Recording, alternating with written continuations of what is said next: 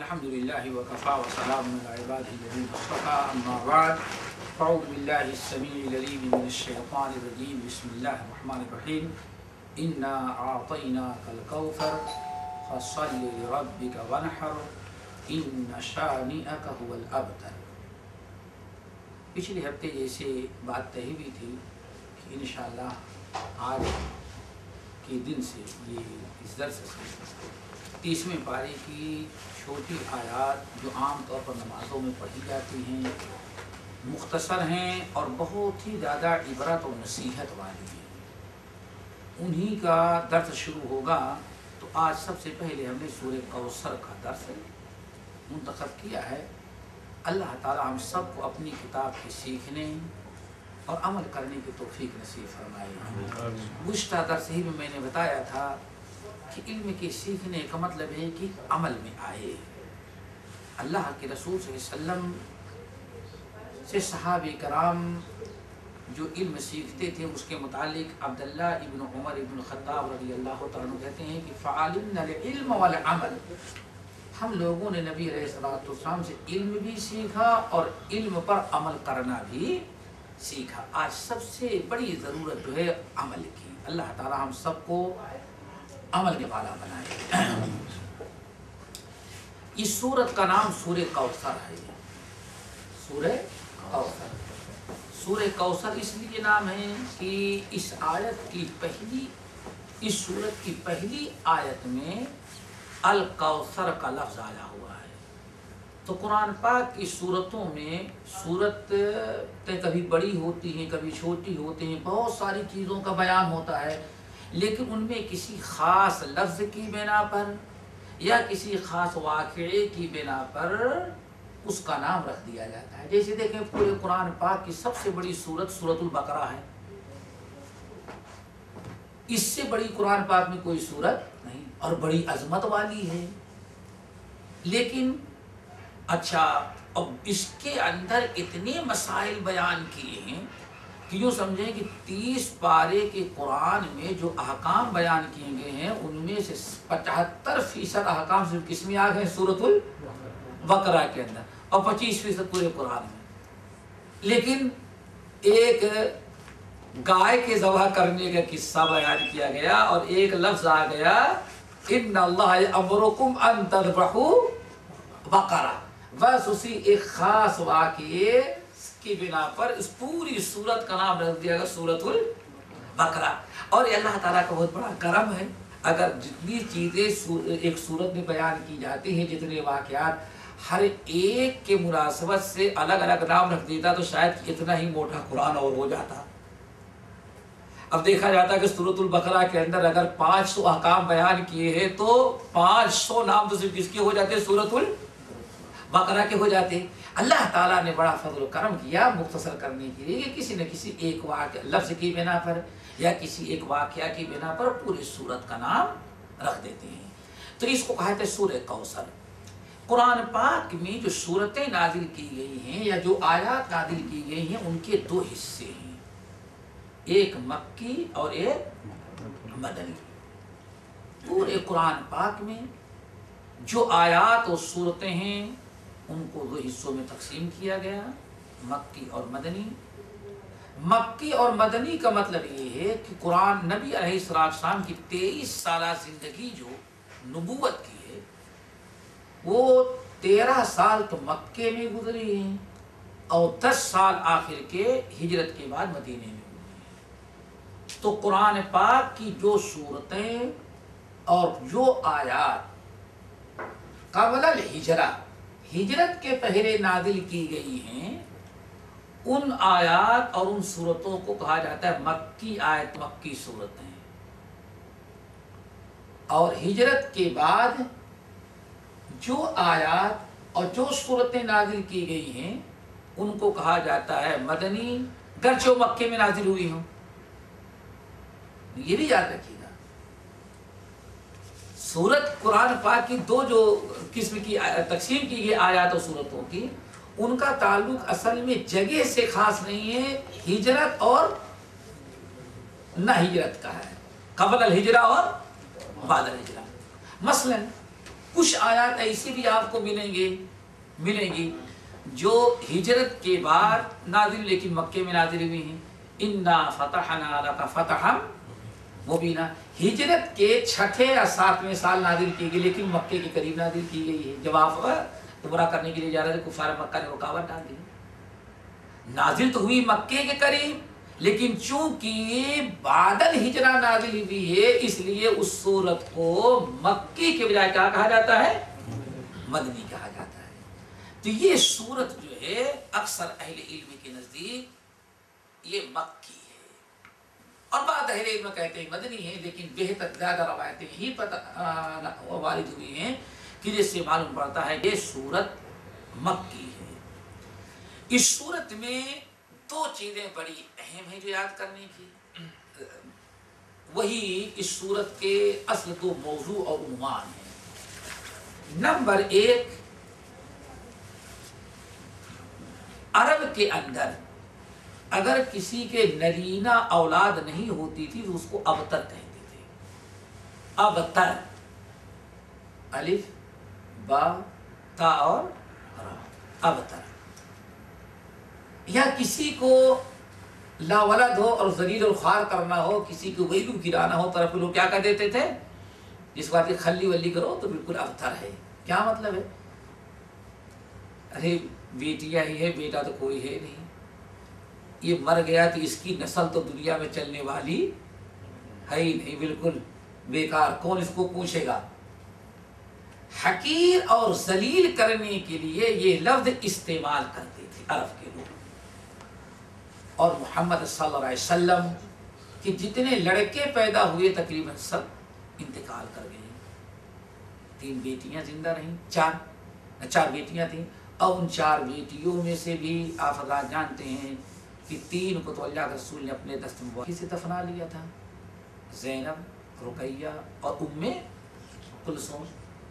ایک باقی تھی حضرت فاطمہ الزہرا رضی اللہ تعالیٰ عنہ اور وہ بھی آپ کے انتقال کے 6 مہینے کے بعد دنیا سے وہ بھی چلی گئی. تو ایک تو ہے کہ عرب کے لوگوں نے جو اعتراض کیا اور آپ کو دشمنان اسلام نے آپ کی نعوذ باللہ تحقیر اور حقارت آمیز جملے میں کہا کہ ابتر ہے خلی ولی کرو یہ نیا اسلام سیکھ رہا ہے لیکن مر جانے کے بعد کون اس کا نام لینے والا دنیا میں باقی رہے گا. ایک تو یہ ہے. دوسری چیز اس صورت میں نبی علیہ السلام کو انعامات سے نوازا اللہ نے تو شکر گزاری کا حکم دیا اور یہ شکر الہی اللہ تعالیٰ کی بہت بڑی عبادت ہے. مین موضوع اس صورت کے اندر 2 ہیں. اللہ تعالیٰ ہمیں دونوں کو سمجھنے اور ان پر عمل کرنے کی توفیق نصیب فرمائے. ابو جہل ابو لہب عقبہ بن ابی معیط اور بہت سارے کفار مکہ رسول اللہ علیہ وسلم کو جب اللہ تعالیٰ نے نبی اور پیغمبر بنایا تو کچھ دنوں تک تو آپ کو ساحر کہا جادوگر کہا شاعر کہا مجنون کہا نعوذ باللہ من ذلک. اور یہ اس لیے کہتے تھے کہ آپ کی پوزیشن عوام کی نگاہ میں اتنا ڈاؤن کر دے کہ آپ کی باتوں کی کوئی اہمیت ہی نہ رہ جائے. اور آپ تجربہ کر لیں ایک بات آپ کہیں اس کی ویلیو کچھ اور ہوتی ہے لیکن وہی ایک بہت بڑا آدمی آپ سے کم اہم بات کر دے تو اس کی کیونکہ بڑے کے منہ سے بات نکلی اس لیے وہ بات بھی کیا ہوتی ہے بڑی ہو جاتی ہے. تو کسی کی اہمیت اور کسی کی باتوں کا اثر اگر ختم کرنا ہو تو سب سے آسان راستہ کیا ہے کہنے والے کی ویلو لوگوں کی نگاہ میں گرا دو. اللہ رب العالمین نے جو اپنا کلام آپ عطا کیا تھا محمد صلی اللہ علیہ وسلم کو جو کلام قرآن پاک دیا یہ بے انتہا اثر انداز. اللہ رب العالمین فرماتے ہیں اللہ اکبر اس قرآن کے اندر جو پاور ہے اگر مردوں کو زندہ کر کے چلانا کسی کے اندر طاقت ہوتی ہے مردوں کو زندہ کر کے چلانا مردوں سے بات کرنا اتنے انہونی اور مشکلات چیزوں کو اگر وجود کسی کے اندر شنے کی طاقت تھی تو کس کے اندر قرآن پاک اس سے اندازہ لگائیں کتنا اثر انداز ہے. اور قرآن پاک کی آیت ہے یہ لو انزلنا هذا القرآن على جبل لرأيته خاشعا متصدعا من خشیت اللہ. یہ قرآن کے اندر یہ طاقت ہے. لو انزلنا هذا القرآن، اگر اس قرآن کو ہم پہاڑ پر نازل کر دیتے تو وہ بھی خوف سے پھٹ جاتا، ریزے ریزے ہو جاتا. اور کتنا پاور اس کے اندر ہے اگر اس کا اندازہ لگانا ہو تو صحیح بخاری وغیرہ کی وہ روایت کہ نبی علیہ الصلوۃ والسلام خطبہ، آپ کے پہلے ممبر نہیں تھا مسجد کے اندر، مسجد نبوی میں ممبر نہیں تھا، ایک کھجور کا سوکھا تنا تھا، آپ خطبہ دیتے وقت اسی سے ٹیک لگا کر کے کھڑے ہو جاتے اور اسی کے بازو میں کھڑے ہو کر کے خطبہ دیتے تھے. جب وہ ایک خاتون تھی، ان کا لڑکا غلام جو تھا، غلام وہ بڑا بہترین نجار تھا، کیا کہتے ہیں کارپینٹر، بہترین قسم کا نجار کارپینٹر تھا. تو اس خاتون کے ذہن میں اللہ تعالی نے بات ڈالی اور کہا یا رسول اللہ اگر آپ کہیں تو یہ نیچے کھڑے ہو خطبہ دیتے ہیں، میرا غلام بہترین قسم کا کارپینٹر اور نجار ہے، اگر آپ اجازت دیں تو آپ کے لیے ایک ممبر بنا دوں، اس پر آپ خطبہ دیا کریں. آپ نے اجازت دے دی. یہ اسلام میں عورتوں کی جو خصوصیات میں سے ہے اس میں ایک بڑی خصوصیت ہے کہ سب سے پہلے اس دنیا میں اسلام آنے کے بعد جس نے ممبر تعمیر کرایا وہ کون ہے؟ ایک خاتون کو اللہ نے توفیق دی. سب سے پہلے اپنی اولاد جس نے اللہ دین کے لیے وقف کیا ہے وہ بھی کیا ہے؟ خاتون. جو کسی مناسب موقع پر جو تذکرہ کیا جائے گا. نبی علیہ السلام نے اجازت دے دی. اس خاتون نے اپنے غلام سے کہا وہ جنگل کی بہترین قیمتی لکڑیاں جو ہوتی ہیں ان کی جڑیں کھودا، چونکہ جڑیں بڑی پائیدار بڑی مضبوط ہوتی ہیں. اس سے ممبر تیار کیا گیا، بنایا اور لا کر کے مسجد نبوی میں جب رکھ دیا گیا. آپ ممبر پر کھڑے ہو کے جب خطبہ دینے لگے تو حضرت انس بن مالک رضی اللہ تعالیٰ عنہ اور دیگر صحابہ کرام کہتے ہیں کہ واللہ جیسے آپ نے خطبہ شروع کیا ممبر پر، ہم لوگوں نے سنا کہ درخت جو ہے کھجور کا سوکھا تنا وہ اس انداز سے رو رہا ہے پھوٹ پھوٹ کر، جس طرح سے بچھڑا ہوا بچہ اپنی ماں کو پا جاتا ہے تو اس وقت بچہ روتا ہے. یہاں تک کہ اس کے رونے کی آواز ہم لوگوں نے اچھی طرح سے سنا. آپ ممبر سے اترے اور آنے کے بعد فَحَطَبَنَهُ آپ نے اس کو اپنے گلے لگا لیا. فَسَكَتَ خاموش، آواز آنا بند ہو گئی. رو رہا تھا، رونے کی آواز سنی، لیکن جب آپ ممبر سے اتر کر کے اس کو اپنے باہوں میں لے لیا، گلے لگا لیا، اس کا رونا بند ہو گیا. صحابہ کرام کہتے یا رسول اللہ یہ کیا بات ہے، ہم نے روتے ہوئے سنا اور خاموش ہو گیا، کیوں رو رہا تھا؟ آپ نے فرمایا یہ ممبر جب بن گیا میں خطبہ دینے لگا تو اس کو رونا آ گیا. ہم نے اتر کر کے پوچھا کیوں روئے؟ تو اس نے کہا کہ آپ ہمارے بازو میں کھڑے ہو کر کے اللہ تعالیٰ کی کتاب، چونکہ بھئی آپ کا خطبہ قصے کہانیوں کا نہیں ہوتا تھا، بغیر قرآنی آیات کے آپ کا خطبہ نہیں ہوتا تھا. جیسے صحیح مسلم کی روایت ہے آپ خطبے کے شروع میں چند آیات پڑھتے وَجُذَكِّرُ بِهَا النَّاسَ، پھر انہی آیات کی روشنی میں سامعین کو آپ نصیحت کرتے. تو آپ میں درخت نے بتایا کہ اللہ کے رسول آپ میرے بازو میں رہ کر کھڑے ہو کر کے اللہ تعالیٰ کی کتاب کی دین کی باتیں بیان کرتے تھے. ممبر بن گیا تو آپ ہم کو چھوڑ کر کے وہاں چلے گئے، تو میری اس جدائی اور اس کا سننے سے جو ہے محبوبی ہو گئی، اس کی بنا پر وہ رو رہا تھا. پھر صحابہ کرام پوچھا خاموش کیوں ہو گیا؟ آپ نے فرمایا جب میں نیچے اترا تو میں نے اس سے کہا کہ بتاؤ دو شکلیں ہیں، تم رونا بند کرو، دو چیزیں تمہارے سامنے رکھتے ہیں. نمبر ایک، اگر تم کہو چاہتے ہو تو اللہ تعالیٰ سے دعا کروں گا تم کو ہرا بھرا کھجور کا درخت بنا دے گا، قیامت تک ہی تم نصب رہو گے، یعنی یہی موجود رہو گے. اور اگر تم چاہو تو تمہیں یہاں سے کاٹ کر کے پھینک دیا جائے، جنت میں اللہ تعالیٰ تمہیں نصب کر دے تاکہ قیامت کے دن سارے جنتی تیرے پھل کو توڑ توڑ کر کے کھائے ہیں. اب تو کیا پسند کرتا ہے بتا. تو آپ نے فرمایا درخت نے کہا اچھا ٹھیک ہے یہاں سے نکال دیں، وہ کہاں نصب کر دیا جائے. جنت میں، یعنی کتنی عجیب سی چیز ہے۔ آج مسلمان کو تو اتنی جنت کی لالچ نہ ہو شاید جتنا اس درخت کو جنت کی لالچ ہو گئی بیچارے کو۔ اللہ تعالیٰ یہی شوق ہمارے اندر پیدا کر دے جنت کی۔ بات ایک رات حضرات سوچیں کہ اس قرآن کی تاثیر، قرآن کا اثر کس طرح سے درخت رونے لگا۔ اس کے اندر اتنی تاثیر تھی کہ جو نبی علیہ الصلوۃ والسلام کے پاس ایک مرتبہ بیٹھ کر کے سن لیا وہ پھر آپ ہی کو ہو گیا۔ اسلام ماں کو چھوڑ دے، باپ کو چھوڑ دے، عزیز باپ کر، بس وہ مسلمان ہو گیا۔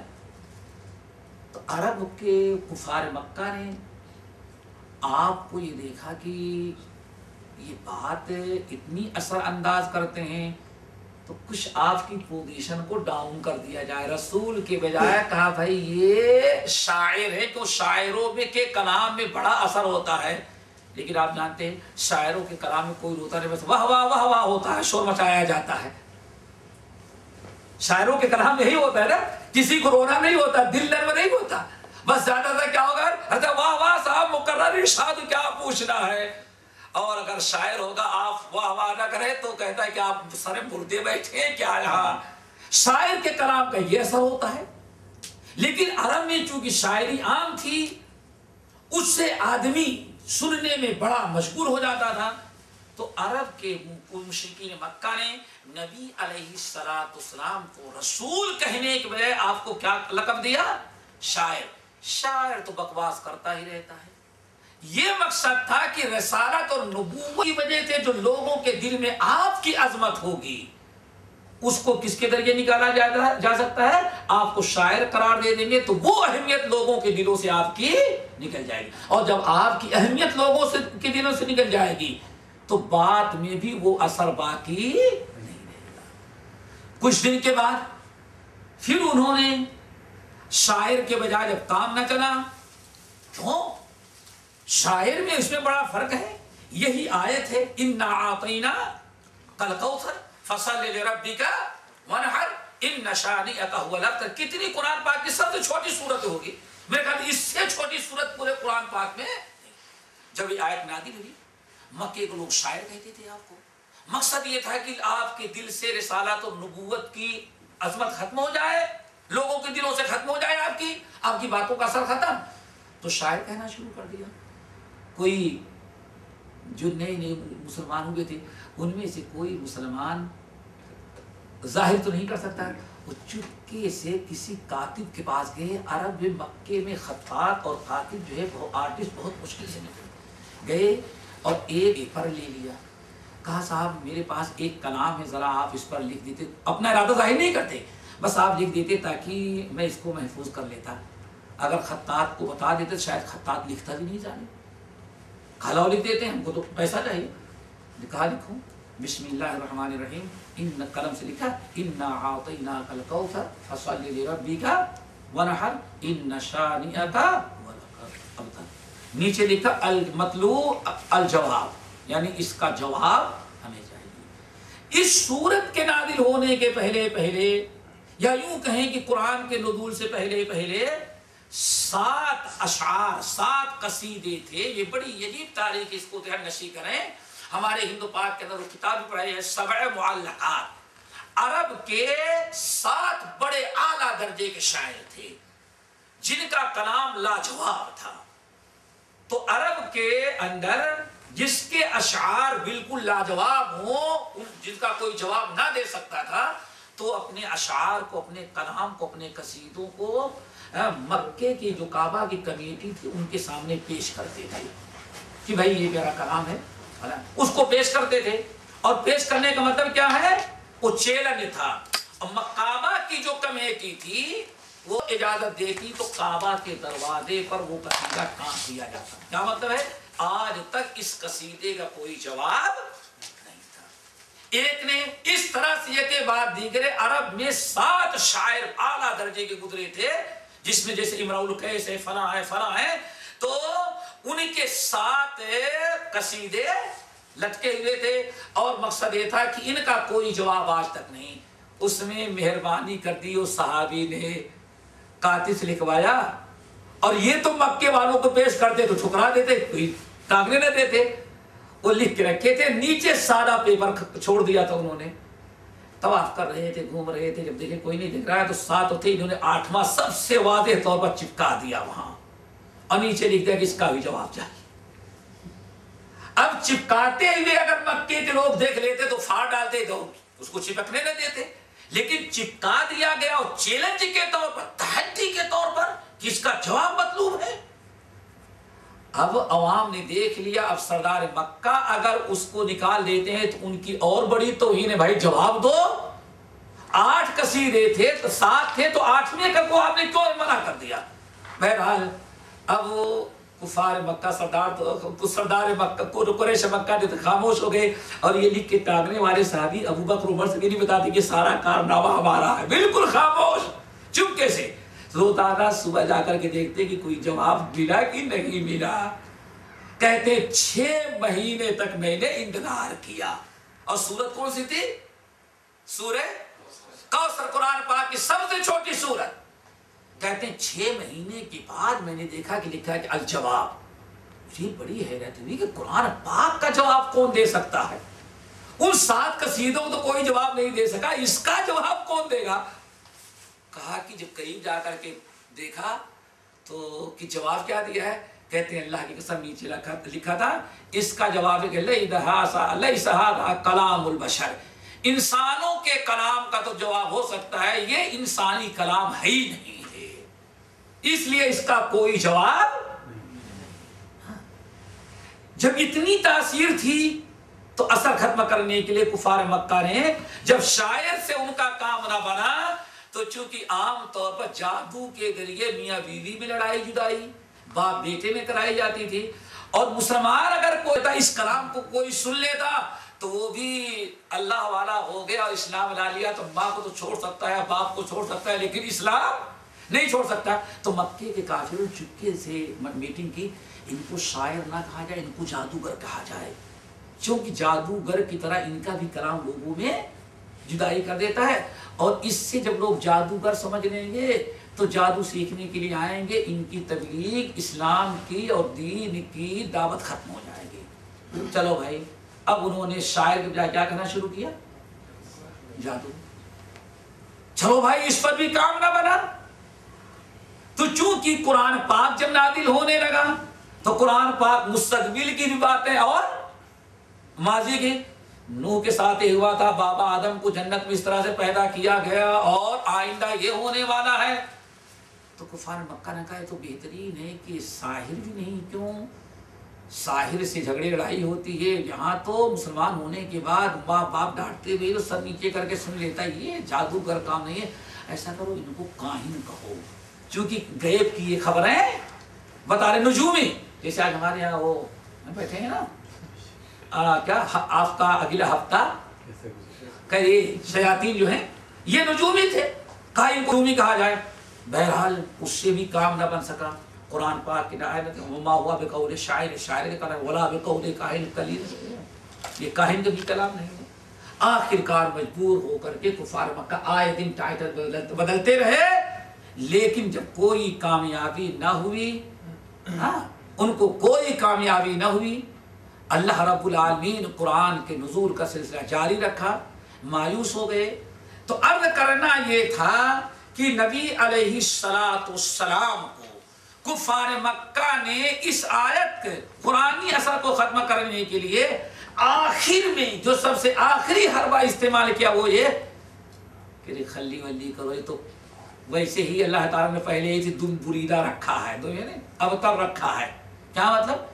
اللہ نے بیٹے سے محروم کے جتنے بیٹے ہوئے مرتے گئے، یہ بھی ایک دن مر جائے گا، اس کا مشن ختم ہو جائے گا، کوئی اس کا نام لیوا دنیا میں باقی ہی نہیں، بلا وجہ اس کے پیچھے پڑنے کی کیا ضرورت ہے. آپ کو ابتر کہتے اس انسان کو جس کی کوئی نسل آئندہ چلنے والی نہ ہو. یہ کہہ کر کے آپ کے مقام کو گھٹانا چاہا. ایک تو اللہ رب العالمین نے اس کی تردید کر دیا، فرمایا انا اعطیناک الکوثر، اے نبی ہم نے آپ کو کوثر عطا کیا ہے. کیا عطا کیا ہم نے؟ کوثر، کوثر کا کیا مطلب ہے؟ بہت سارے لوگ تو کوثر کے معنی کہتے ہیں خیر کثیر، یعنی بہت زیادہ بھلائیوں سے اللہ تعالیٰ نے آپ کو نوازا۔ لیکن دیکھیں قرآن پاک کی سب سے اچھی تفسیر وہ ہوتی ہے جو نبی علیہ السلام کے زبان مبارک سے منقول ہو۔ بہت ساری احادیث ہیں، تفصیل میں جا کر کے ان حدیث کو نہیں بیان کر سکتے، صرف ایک حدیث اختصار کے ساتھ بیان کرتے ہیں۔ نبی علیہ السلام بیٹھے ہوئے تھے، صحابہ کرام تھے، اچانک اغفی اغفان، اچانک آپ کا سر مبارک نیچے کی طرف جھک گیا۔ جب وحی کا نزول ہوتا تھا تو اتنا بوجھ، آپ کا وزن بڑھ جاتا تھا، آپ آسمان کی طرف نہیں دیکھ سکتے تھے، بالکل جھک جاتے تھے گردن۔ اور اگر کسی کے ران پر کبھی اگر آپ نے اپنا سر مبارک رکھ لیا تھا اور اسی وقت وحی کے نزول ہوئی تو صحابی کہتے ہیں کہ اتنا آپ کا وزن بڑھ گیا، معلوم پڑتا تھا کہ ہمارے ران پر انسان نہیں بلکہ پورا اونٹنی بڑی مضبوط مخلوق ہوتی ہے۔ آپ اونٹنی پر سوار تھے، چل رہی تھی، جب وحی کا نزول شروع ہوا اس قدر آپ کا وزن بڑھ گیا، اونٹنی بیچاری اپنے منہ کو زمین پر ٹیک کر کے وہیں کھڑی رہے گی جب تک نزول ختم نہیں ہوا، تب تک چلنے کی ہمت نہیں تھی اس کی۔ اچانک کہتے ہیں اغفی اغفان، آپ کے سر مبارک جھک گئے، مبارک جھک گیا۔ انس بن مالک کہتے ہیں میں ادھر بیٹھا، دوسرے لوگ ادھر بیٹھے ہوئے، کچھ دیر کے بعد آپ اٹھے، اور چونکہ حضرت عائشہ صدیقہ رضی اللہ تعالیٰ کہتی ہیں کہ سردی، کڑاکے کی سردی پڑتی رہے، لیکن وحی کا نزول جب ہوتا تھا تو اس کے ثقل اور بوجھ سے آپ کو اتنی گرمی ہوتی تھی کہ پسینہ میں شرابور ہو جاتے تھے۔ آپ پسینے کو پوچھتے ہوئے سر مبارک اٹھائے اور مسکراتے ہوئے ہنسنے لگے۔ اللہ اکبر، یہ کیا ہے؟ کوثر ہے۔ آپ ہنسنے لگے۔ اب دو روایتیں ہیں، صحابی کرام بڑے حیرت میں کہ آپ ہنس کیوں، لیکن پوچھتا کوئی نہیں کہ اللہ رسول کیوں آپ ہنس رہے ہیں۔ تو ایک روایت میں ہے کہ آپ نے دیکھا کہ لوگ پوچھے تب میں بتاؤں کہ میں کیوں ہنس رہا ہوں، لوگ حیرت میں، تو آپ نے فرمایا تم لوگ کیوں نہیں پوچھتے کہ میں کیوں ہنس رہا ہوں؟ پھر لوگوں نے پوچھا اللہ سے اچھا پتہ ہے کیوں ہنس رہے ہیں؟ آپ نے فرمایا آج ہماری بہت ہی خوشی کا موقع ہے، اللہ نے ہم کو کوثر عطا کیا۔ اللہ رسول کوثر کیا چیز ہے؟ نہرن اعطانی ہے ربی عز وجل فی الجنہ وعلیہ خیر کثیر وترد علیہ امتی یوم القیامہ وآنیتہ عدد الکواکب فی السماء۔ آپ کو معلوم ہے آج اللہ نے ہمیں کیا عطا کیا؟ ہمیں کوثر عطا کر دیا ہے۔ رسول کوثر کیا چیز ہے؟ آپ نے ارشاد فرمایا نہرن، ہر ایک نہر ہے، آتانی ہے، آج اللہ نے وعدہ کر لیا اس نہر کے دینے کے، دے دیا ہم کو ہمارے رب عز و جل نے۔ اور نہر بھی کیسے؟ اللہ اکبر، معراج والی رات میں اللہ نے آپ کو دکھا بھی دیا، دے دیا تھا، اور معراج والی رات میں اللہ نے آپ کو وہ کوثر جو نہر ہے آپ کو دکھا بھی دیا۔ اس علاج معراج سے لوٹ کر کے آئے اور جب جنت کے پورے حالات آپ نے نقل کیا تو آپ نے بیان فرمایا جنت کی کو دیکھتے دیکھتے ایک نہر ہمیں نظر آئی۔ اللہ اکبر، آج تو بڑا پتہ نہیں جس ملک میں لوگ رہتے ہیں، جس گلی سے گزرو دیکھو سب سے ایڈورٹائز پتہ نہیں، کوئی پام بن رہا ہے، کوئی پتہ نہیں کیا کیا بن رہا ہے، اس کی بڑی اہمیت۔ ارے کتنا بناؤ گے، ذرا حوض کوثر کو ذرا دیکھو، یہ تو اب سوچ رہے ہیں۔ آپ فرماتے ہیں واللہ جب معراج والی رات میں ہمیں وہ نہر دکھلائی گزر ہوگا میرا، تو میں نے پوچھا یہ کیا چیز ہے؟ جبرائیل امین نے کہا یہی تو حوض کوثر ہے جو اللہ نے آپ کو عطا کیا ہے۔ آپ فرماتے ہیں میں نے کیا دیکھا؟ جو کارنش بنا ہوا ہے وہ ہیرے اور جواہرات کا ہے، یہ تابوک اور پتھر بڑے رسول خیمہ والا پتھر نہیں ہے۔ کس کا بنا ہوا ہے؟ بتائے آج دنیا میں دنیا کا سب سے بڑا شہر ہو، خوبصورت، جس کو ساری دنیا دیکھنے کے لیے جا رہی ہو، وہ بھی آج اپنے ملک میں ایسی نہریں بنانے سے قاصر ہے۔ آپ فرماتے قیمتی سے قیمتی جو ہیرے اور جواہرات ہوتے ہیں، اللہ تعالیٰ نے اس کا شاتی کہتے ہیں کارنش کو، کارنش پر جو بنایا گیا ہے اس نہر کے کنارے کنارے وہی قیمتی سے قیمتی ہیرے اور جواہرات ہیں. اللہ اکبر. وقصوراً، اور یہ بھی سن لو صرف کارنش ہی نہیں بنا ہوا ہیرے جواہرات کا. وقصوراً، آج فرمایا اللہ نے مجھ کو دیکھا بڑے بڑے عالی شہر موتیوں کے محل تیار کیے گئے. بہت کیا کریں گے، 5 اسٹار ہوٹل بنا لیں گے. آج دنیا کیا نہیں بنائے گی اور ترقی کرے گی، 7 اسٹار بنا لے گی، رہے گا ہوٹل ہی، اور ہو سکتا ہے اس میں یہ ہو، دنیا کی ساری چیزیں کیا بنائے گا. ان کو اب دنیا اب سوچ رہی ہے. اور اللہ تعالیٰ نے آپ کو جو کوثر انا اعطینا کل کوثر، آپ فرماتے لوگوں معراج والی رات میں میں نے دیکھا جو اس کا شاطئ اور کنارہ جو کارنش بنا ہے وہ قیمتی سے قیمتی ہیرے اور جواہرات کا ہے، اور کنارے جو اللہ تعالیٰ نے محل بنا رکھا ہے وہ محل موتیوں سے بنائے گئے ہیں. آپ فرماتے یہ سب دیکھ رہا تھا، اتنے میں جبرائیل امین نے اپنا ہاتھ ڈالا نہر کے اندر. وہ بھی ذرا سنو، نہر کے اندر ڈالا تو جہاں پانی بہتا ہے نیچے کچھ مٹی ہوتی ہے نا، کہتے ہیں جبرائیل امین نے جو اس کو نکالا مٹی، کہتے ہیں اللہ کی قسم مشک عنبر سے زیادہ خوشبو اس کے تہے میں جو مٹی ہے اس کے اندر ہم نے پایا. یہ ہے حوض کوثر. آپ نے ساتھ میں اے لوگوں نہرن، تو ایک نہر ہے، آتانی ربی عز و جل، یہ کوثر نہر ہے، اللہ تعالیٰ نے ہمیں وہ نہر عطا کیا ہے.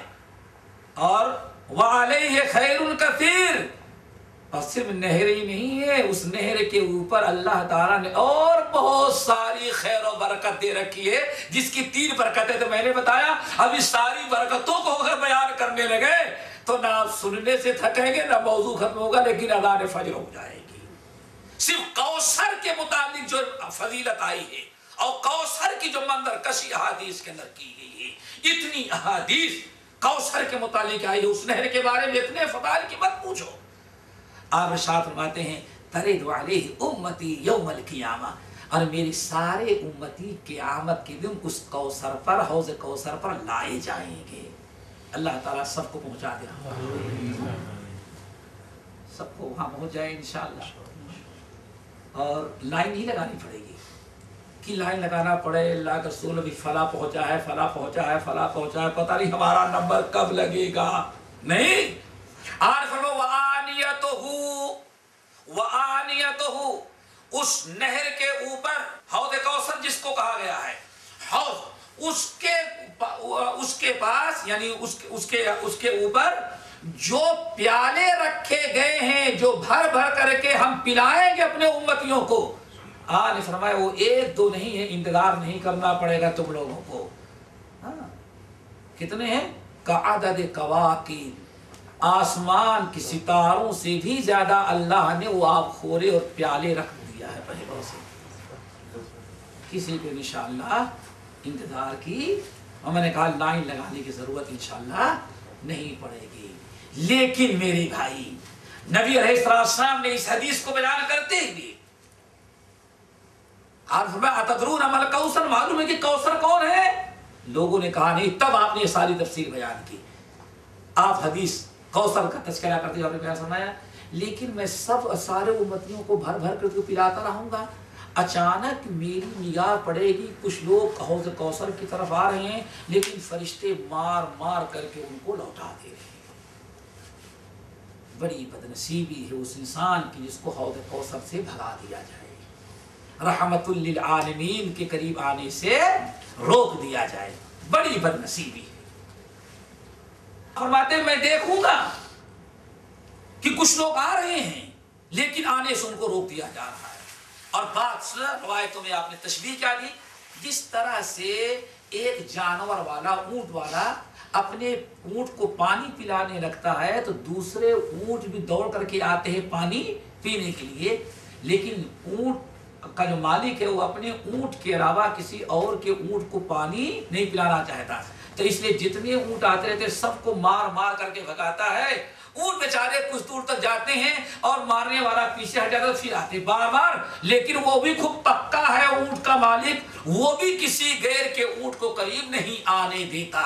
آپ نے فرمایا خبردار تم میں سے میں قیامت کے دن اپنے کسی امتی کو اس حالت میں نہ دیکھوں کہ میرے پاس آنا چاہتا ہے لیکن فرشتے ویسے ہی مار مار کر کے واپس لوٹا دیتے ہیں جیسے اونٹ والا غیروں کے اونٹ کو مار کے بھگا دے رہا ہے. یہاں تک کہ میری نگاہ پڑے گی تو میں پہچان لوں گا کہ ہمارے امتی ہیں وہ. اور آپ کیسے پہچان لیں گے؟ چونکہ نماز پڑھتے تھے اور وضو کی برکت سے پیشانی ہاتھ پیر چمکتے ہوں گے. یہ اس امت کی خصوصیت ہے. جب صحابہ کرام نے پوچھا کہ اللہ رسول آپ اپنی امتیوں کو کیسے پہچانیں گے تو آپ نے فرمایا آثار الوضو، وضو کی وجہ سے میری امتیوں کے چہرے ہاتھ پیر چاروں چمکتے رہیں گے. میں لیکن بے نمازی کو اللہ رسول نہیں پہچانیں گے. بے نمازی کو کیسے پہچانیں گے؟ جو نماز پڑھے گا وہی نا، جو نماز پڑھے گا وہی وضو کرے گا اور اسی کو ایک ہی نشانی ہے قیامت کے دن. اسی لیے بے نمازی بڑے خسا پھٹکتا رہے گا. ہو سکتا ہے وہاں کے بجائے کہ ہم بھی آپ کے امتی ہیں. تو اللہ رسول پوچھیں گے میرے امتیوں کی کوئی نشانی تو بہرحال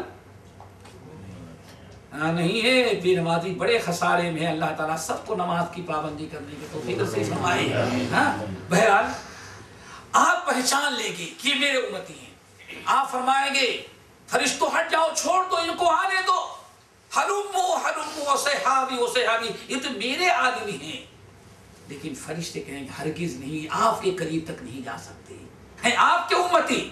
آپ نے پہچان لیا لیکن لا تدری ما احدثوا بعدک، آپ کو یہ پتا نہیں کہ آپ کے دنیا سے چلے آنے کے بعد انہوں نے آپ کے دین میں کتنی بدعتیں ایجاد کر رکھی تھیں. نماز پڑھتے تھے لیکن بدعتوں سنت کے سے زیادہ عمل کس پر کرتے تھے؟ بدعت. اللہ اکبر. آج لوگ بدعت کا پتہ نہیں کتنا نام، بدعت حسنہ ہے، سیئہ ہے، مباح، پتہ نہیں کتنا.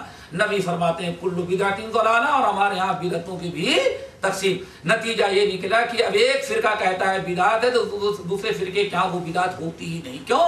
کہتا ہے بدعت تو ہے لیکن بدعت حسنہ ہے. اب دنیا میں کوئی بدعت ایسی نہیں جس کو آپ بدعت ثابت کر سکے. کیوں؟ سامنے والا کہے گا بھئی بدعت حسنہ ہے. اللہ اکبر. اتنا بگاڑ، لیکن وعید کی پرواہ نہیں ہے. جب آپ سنیں گے فرشتے کہہ رہے ہیں آپ کے تو امتی ہیں لیکن ان کو وہاں تک نہیں جا پہنچنے دیا جائے گا. کیوں؟ یہ انہوں نے آپ کے بعد بدعتیں ایجاد کر رکھی تھی. آپ کو غصہ آئے گا. آپ اس موقع پر اتنا ناراض ہوں گے ان لوگوں سے جنہوں نے دین میں بگاڑ پیدا کیا بدعتیں ایجاد کر کے. آپ ان کی شکل دیکھنا بھی گوارا نہیں. شفاعت تو بہت دور کی بات ہے. آپ صحیح بخاری کی روایت آپ فرمائیں گے سحقن سحقن لمن غیر بادی، ارے مارو ان کو، بھگاؤ ہمارے نگاہوں کے سامنے سے جنہوں نے ہمارے بعد دین میں بگاڑ پیدا کر رکھا تھا اور بدعتیں ایجاد کر رکھی تھی. یہ نہایت خطرناک چیز ہے کہ بدعتی قیامت کے اس طرح سے نبی کے پاس پہنچنے سے محروم کر دیا جائے گا. بہرحال اللہ کے رسول صلی اللہ علیہ وسلم نے ارشاد فرمایا، جب سر مبارک اٹھایا تو کیا فرمایا کہ تم لوگ پوچھتے نہیں کہ میں کیوں ہنس رہا ہوں. اللہ کے رسول نے فرمایا ہم کو اللہ نے کوثر عطا کیا، تم لوگ جانتے ہو کوثر کس کو کہتے ہیں؟ صحابہ کرام نے کہا نہیں. تو آپ نے پوری حدیث پڑھ کر کے سنائی جو ہم نے آپ حضرات کے سامنے پیش کیا. اللہ تعالیٰ سب کو حوض کوثر کا مستحق بنا لے. ایک تو پہلی چیز بھی انا اعطینا، بے شک ہم نے دیا کا آپ کو. حضرات جانتے ہیں ایک کلم ہے، اس کو کہتے ہیں کرم کا، تو کیا مطلب ہو گیا؟ یہ آپ کا کرم. انا کے معنی تو ہمیں بے شک ہم نے، انا بے شک ہم نے، آتینا کا دیا آپ کو. کیا دیا؟ الکوثر، یعنی حوض کوثر. اللہ اکبر. آپ نے اعلان کر دیا.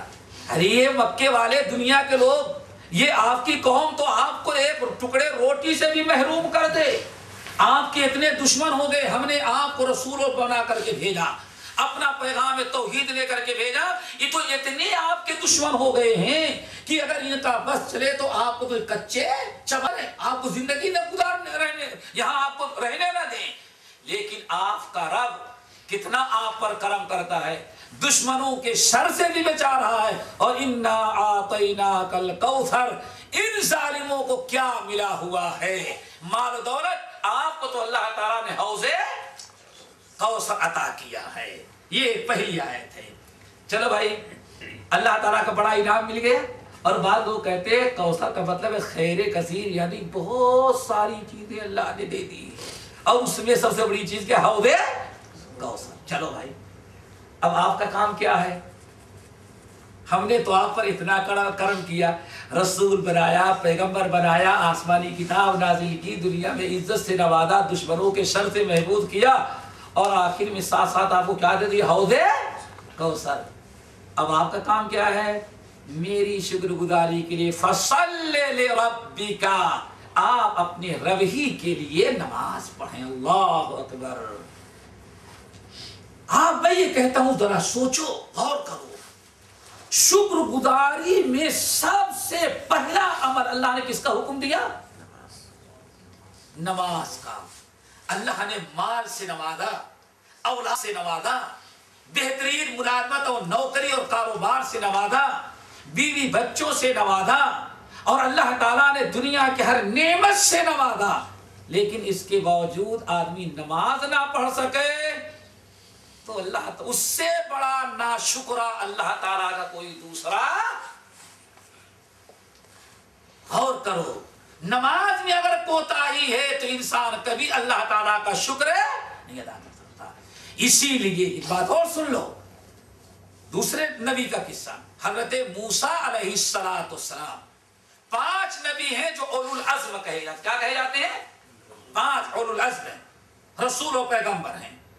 ان میں حضرت موسیٰ کلیم اللہ ہے. حضرت موسیٰ علیہ السلام پر اللہ نے کتنا انعام کیا؟ نمبر 1، پیدا ہوتے ہی فرعون کا حکم تھا کہ ان کو قتل کر دو، اللہ تعالیٰ نے بچایا. ٹھیک ہے نا؟ پھر جب قاتلین فرعون کے آدمی موسیٰ علیہ السلام کو قتل کرنے کے لیے گھر میں داخل ہوئے تو اللہ نے موسیٰ کی ماں کو کیا کہا؟ دریا میں ڈال دو. ڈال دیا نا. موسیٰ علیہ السلام دریا میں بہتے ہوئے گئے تو اللہ تعالیٰ نے صندوق کو کہاں روکا؟ فرعون اب ظالم کیا قتل کرے گا. پکڑ لیا، اٹھا کے لایا گیا. ارے یہ تو مسلمانوں کے بچہ لگ رہا ہے، کہیں ایسا نہ ہو جس سے ہماری حکومت کا خطرہ یہی دہشت گرد ہو، بڑا مشکل آ جائے گا، قتل کرو اس کو. اتنے میں اللہ تعالیٰ فرماتے موسیٰ میں نے کیسے بچایا تم کو؟ فرعون کی بیوی کھڑی ہو گئی، کہتی لا تقتلوا، خبردار اس کو قتل نہ کرو، بڑا ہونہار بچہ لگ رہا ہے، یہ تو قرۃ عین لی. ارے فرعون دیکھتے ہی میری آنکھوں کو اتنا سرور ہے، تیری بھی آنکھوں کو سرور ہوگا، خبردار اس کو قتل نہ کرنا. اللہ فرماتے وَأَلْقَيْتُ عَلَيْكَ مُحَبَّةً مِّنِّي، میں نے اپنے فضل و کرم سے دشمن کی بیوی کے دل میں بھی تمہاری محبت ڈال دی. دیکھیں کس طرح سے. پھر جب بڑے ہوئے باہر نکلے، فرعون کے دربار میں تو رہتے ہی تھے. ایک دن ایک گھونسا مارا، وہ بھی فرعونی آدمی، وہ بھی کم وقت مر گیا، ایک ہی گھونسا میں ختم. اب ہوا کہ قاتل کا پتہ چل گیا، فرعون نے کہا قتل کر دو. لیکن فرعون ہی کے دربار میں کہا جاتا اس کا چچا داد بھائی، اس کا سگا چپ کیا ہے. کہا موسیٰ بہتر ہے کہ تم نکل جاؤ کیونکہ تمہارے قتل کا فیصلہ ہے. اللہ نکل گئے، اللہ نے بچایا، آگے بڑھے. سیدھے یہاں سے بے گھر ہوئے اور چلے گئے مدین. پہنچتے ہی پہلے ہی دن اللہ تعالیٰ نے شادی بھی کرا دی. یہاں زندگی گزر جاتی، آدھی ڈھونڈنے میں رشتہ نہ تھا، اور یہاں کتنی آسانی سے اور بھی کیسے نبی کی بیوی بیٹی مل رہی ہے. اور باہر کیا ہے؟ 10 سال بکریاں چرانا بس. چلو کتنے انعامات کی اللہ تعالیٰ نے. پھر جب واپس آنے لگے بیوی بچوں کو لے کر کے فرعون کے بعد اپنے وطن، آخر میں اللہ تعالیٰ نے آگ ڈھونڈ رہے تھے، روشنی نظر آئی اور اللہ تعالیٰ نے نبوت اور رسالت سے نوازا. اور یہ وہ نبی ہے اللہ نے جس سے ڈائریکٹ کلام کیا، جس کی برابر موسیٰ کلیم اللہ کا لقب ملا. لیکن اتنے انعامات مل جانے کے ساتھ اللہ نے شکر گزاری کے لیے جب حکم دیا سب سے پہلے کیا؟ وَأَقِمِ الصَّلَاةَ لِذِكْرِي، موسیٰ میری یاد کے لیے نماز قائم کرو. نماز بڑی اہم ہے بھائی. فجر کے وقت ہم سوئے رہ جائیں، بیٹی ہماری نہ پڑھے، بیٹا ہمارا نہ پڑھے، بہو ہماری نہ پڑھے، بیوی ہماری پڑھے، نماز میں ہم کوتاہی کریں اور اللہ تعالیٰ نے اتنا انعامات سے نوازا ہے. ذرا سوچو، 2 نبی کے قصہ میں نے پیش کیا بس۔ موسیٰ کلیم اللہ پر اللہ نے اتنے انعامات کیے، اور شکر گزاری کے لیے سب سے پہلے کیا طلب کیا؟ اقم الصلاۃ لذکری، صرف میری عبادت کرنا اور میری یاد کے لیے موسیٰ نماز کو قائم کرنا۔ آخری نبی محمد صلی اللہ علیہ وسلم کو ذرا دیکھو، حوض کوثر عطا کیا تو اللہ تعالیٰ کیا فرماتے ہیں؟ فَصَلِّ لِرَبِّكَ وَانْحَرْ، آپ اپنے رب کے لیے نماز پڑھیں۔ اس لیے میں نے کہا شکر گزاری کا سب سے بڑا طریقہ جو ہے اقامت صلاۃ ہے، اور نماز کی پابندی ہے۔ وَانْحَرْ، اور دوسری چیز کیا ہے؟ آپ اپنے رب ہی کے لیے جانور بھی ذبح کریں۔ 2 عبادتیں بڑی اہم ہیں، ایک بدنی عبادت اور دوسری مالی عبادت۔ بدنی عبادت میں سب سے پہلی اور سب سے بڑی عبادت نماز ہے، اور مالی عبادت میں سب سے بڑی کیا ہے؟ جانور، اللہ تعالیٰ کے دیے ہوئے جانور کو اللہ کی راہ میں دے دینا۔ خاص طور سے اس وقت جب پوری دنیا میں یہ پیشانی بتوں کے سامنے جھک رہی ہو، طواف جو ہے قبروں اور درگاہوں کا کیا جا رہا ہو، بت خانے کو چکر لگایا جا رہا ہو، ساری نذر و نیاز اور بکرے کہاں پہنچائے جا رہے ہوں، بیل تک ذبح ہو رہے ہوں تو بت خانوں میں ذبح ہو رہے ہوں، اللہ رب العالمین نے آیت نازل کی کہ آپ کے رب نے اتنا آپ کے ساتھ کرم کیا ہے، یہ پیشانی جھکے اور نماز پڑھیں تو صرف اپنے رب کے لیے، یہ پیشانی اللہ کے علاوہ کسی کے سامنے نہ جھکے۔ وَاسْجُدُوا وَارْكَعُوا وَاعْبُدُوا رَبَّكُمْ وَافْعَلُوا الْخَيْرَ لَعَلَّكُمْ تُفْلِحُونَ، رکوع بھی کرو تو اللہ کے لیے، سجدہ بھی کرو تو اپنے رب کے لیے، نماز بھی پڑھو تو اپنے رب کے لیے، اچھا کام بھی کرو تو اخلاص کے ساتھ صرف اپنے رب کے لیے، لعلکم تفلحون، تاکہ تم کامیاب ہو جاؤ۔ ایسے ہی جانور بھی کس کے لیے لوگ ذبح کرتے تھے؟ بتوں۔ آج ذرا دیکھ لیں، آج دیکھ لیں، قربانی کرنے کی استطاعت نہیں، لیکن سال میں ایک کالا بکرا وہاں ضرور پہنچنا چاہیے۔ ایک تو نہیں، اتنی آپ تجربہ کر لیں، پہنچ رہے ہیں۔ اللہ تعالیٰ نے حکم دیا، خبردار، شکر الہی کا تقاضا یہ ہے کہ آپ جانور بھی ذبح کریں قربانی تو رب کے لیے، اور نماز بھی پڑھیں، رکوع سجدہ بھی کریں تو صرف اپنے رب کے لیے۔ جیسے کہ سورہ انعام کیا ہے، قُلْ إِنَّ صَلَاتِي وَنُسُكِي وَمَحْيَايَ وَمَمَاتِي لِلَّهِ رَبِّ الْعَالَمِينَ، آپ کہہ دیں ہماری نماز، ہمارا نسک یعنی ہمارا جانور ذبح کرنا، ہمارا مرنا جینا سب کچھ کس کے لیے ہے؟ اللہ لا شریک لہ، اللہ تعالیٰ کا کوئی شریک نہیں ہے۔ تو اللہ تعالیٰ نے حوض کوثر عطا کیا اور آپ کو شکر گزاری کے لیے 2 بڑی عبادتوں کا حکم دیا۔ بات ہو گئی، ٹائم زیادہ ہو رہا ہے۔ رہی بات آخری، ایک اور دوسرا موضوع کیا تھا؟ تو شکر الہی تھا۔ دوسرا موضوع کیا تھا کہ آپ کا کھلی ولی کرو، یہ ایسے اسلام باپ دادا کے خلاف نیا دین پیش کرتے رہے، جب تک زندہ ہے خیر، مرنے کے بعد تو بیٹا ہے نہیں جن کا جانشی بنے گا، یہ تو بالکل دنیا سے نیست تو نابود، ابتر، جن کو کیا کہا گیا؟ یہ ابتر ہو جائیں گے۔ اللہ نے فرمایا ہمارے یہ دشمن آپ کو کہتے ہیں ابتر، ان شانئک، بے یقیناً آپ کا دشمن ہی ابتر ہوگا، آپ ابتر نہیں ہوں گے۔ ہم آپ سے پوچھتے ہیں آج ابو جہل کا کوئی نام لیوا ہے؟ حضرت رسول ابو الحکم، جس کے بغیر مکے کے درختوں کا پتا بھی نہ ہلے، لوگوں کے عقیدے کے مطابق معمولی سے جھگڑا ہو، جب تک ابو جہل نہ فیصلہ کرے فیصلہ نہیں ہوتا، اسی لیے لوگوں نے اس کا لقب رکھا تھا ابو الحکم، سب کا فیصلہ اتنا بڑا آدمی، آج اس کا کوئی نام لیوا دنیا کے اندر باقی نہیں رہا۔ ابو جہل ختم، فرعون ختم، ہم ہی مسلمان نمرود کا نام لیں گے تو اس ملعون کا نام بھی ہم ہی لوگ لیتے ہیں جو مچھر گھس گیا دماغ میں، جوتے سے پٹوا کر کے مر گیا۔ ابو جہل کا نام لیں گے تو ہم ہی لیں گے، لیکن آج دنیا میں کوئی قوم ایسی باقی نہیں ان کی نسل میں جو ان کا نام लेवा। और कहता क्या था जालिम, ये बेटे तो है नहीं, बेटियां है जाएगी, बेटे पहले ही खत्म हो गए हैं, इसके मरते ही इसका सारा मिशन खत्म, सारी दावत खत्म, इसका कौन नाम लेवा होगा? क्यों? बेटा होता तो कम से कम इसके मरने के बाद इसके मिशन को आगे बढ़ाता। अल्लाह ने फरमाया वरफ़अना लका ज़िक्रक, वो नेस्त तो नाबूद हो गए, उनका कोई नाम लेवा बाकी नहीं। इधर आखिरी नबी का मामला वरफ़अना लका ज़िक्रक, अभी एक ने कार्टून बनाया तो दुनिया ने देख लिया कि हाँ नबी हमारे अवतर नहीं है, अवतर वो है जिसका नाम लेवा दुनिया में कोई बाकी ना हो।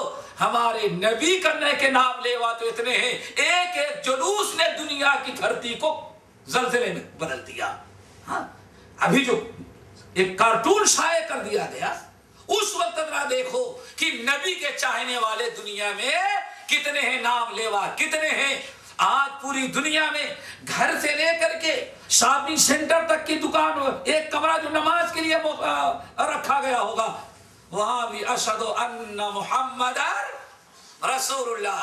टीवियों से तुम सुन लो, रेडियो से तुम सुन लो, लाउड स्पीकर से तुम सुन लो, और आज मैं समझता हूं जितना दुनिया अजान की आवाजें गूंजती हैं, आज भी दुनिया में किसी की आवाज इतने गूंजने के नसीब उसको नहीं मिल पाया है। अल्लाह ने फरमाया आप नहीं बल्कि आपका दुश्मन जो है दुम बुरीदा है, यानी उसकी नस्ल खत्म होने वाली है।